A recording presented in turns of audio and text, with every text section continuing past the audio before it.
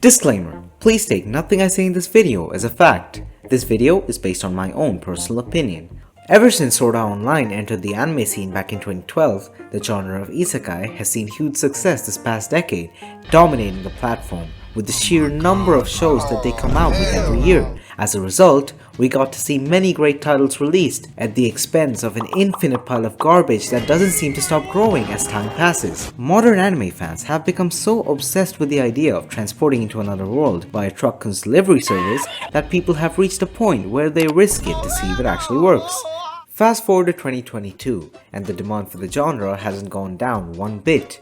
We see more and more degenerate power fantasy junkies like me pop up and accept, even embrace the fan service trash that gets put out every season. With all this mainstream success, it's common knowledge that the isekai genre has become so overly saturated to the point where the authors have accepted the fact that for an isekai show to sell, it needs to have a certain archetype that sets it apart from the others. This would have been fine for the first couple of years, but as the years added up, more and more ridiculous ideas kept emerging in an attempt to keep up with the increasing demand.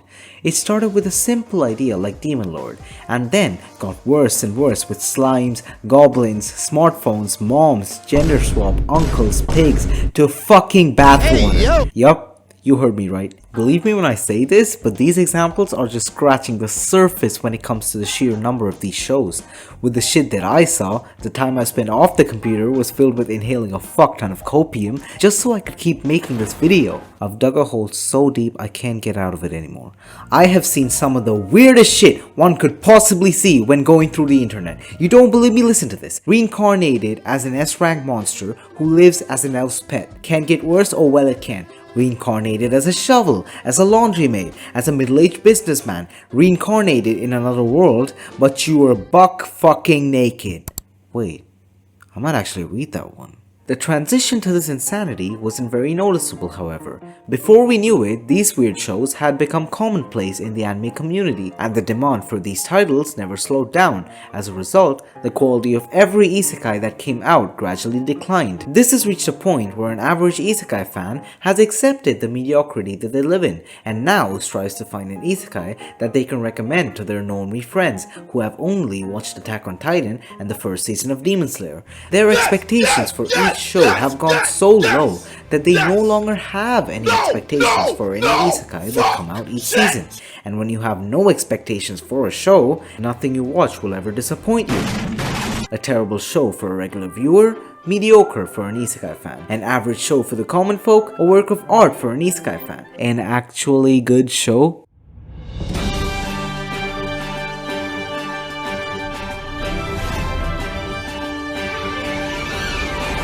Breaking news, here we observe a rare specimen, the isekai fan, panting heavily, trying to process what it has just watched. The specimen has started hyperventilating, and the report shows that 9 out of 10 participants' last words were, "Yeah, the light novel is better." Speaking of light novels, you might have noticed that almost all isekai anime was originally a light novel, not a manga.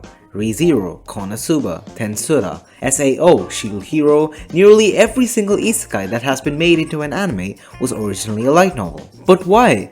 We need to dig deeper to find out. A bit of research says that most light novels are originally based off of a typical web novel, which is a novel that is posted online, and when a web novel gets famous with over 40,000 words, it gets published as a volume in a light novel. Writers see the shortcut to success and self-publish their unpolished works in the hope of getting some sort of fanbase. Since there is no barrier of entry, most of these writers are inexperienced, and the easiest form of web novel that they can make is an isekai, as most of the generic cliches can still have a wide appeal. And since it's in a novel format, they don't even need to be good at drawing. Manga, on the other hand, is much more tedious.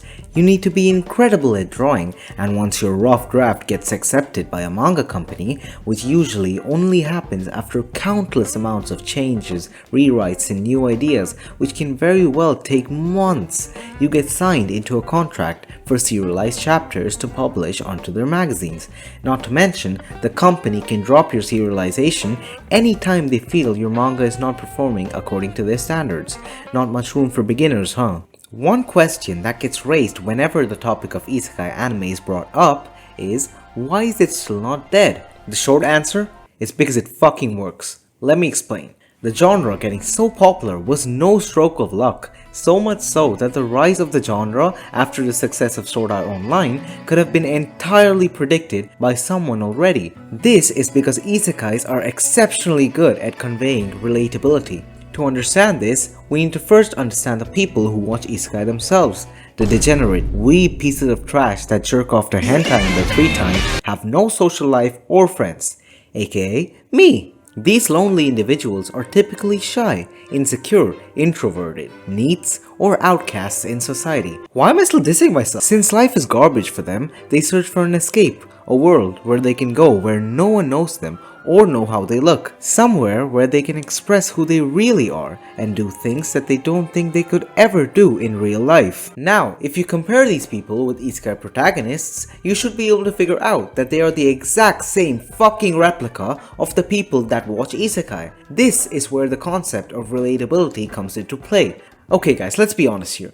Who wouldn't want to live a life where they get transported to a fantasy world with no prior notice, which is set in a JRPG game format where all their talents come to life? They become the coolest, baddest, most confident person in the world, with their only reason in life being to defeat the Demon Lord and collecting a harem of chicks along the way. This is exactly the reason all these badly written isekai shows still get so popular. The aspect of relatability is a good enough reason for the viewers to watch the show. The viewers don't give a flying fuck about the plot as long as they get to look cool or cop a harem by the end of the show. As a result, the sales skyrocket, much higher than other non-isekai shows, and the cycle keeps on rinsing and repeating. The authors of these isekais, knowing this, tries to exploit the system by producing as many below average shows as possible, each with a different attribute that brings viewers in. Nice. You want weird fetishes? Well, there are shows for that. Into revenge plots, there are those too. Are you a hardcore gamer? We have plenty of those. Are you a furry? There's no way that exists, man.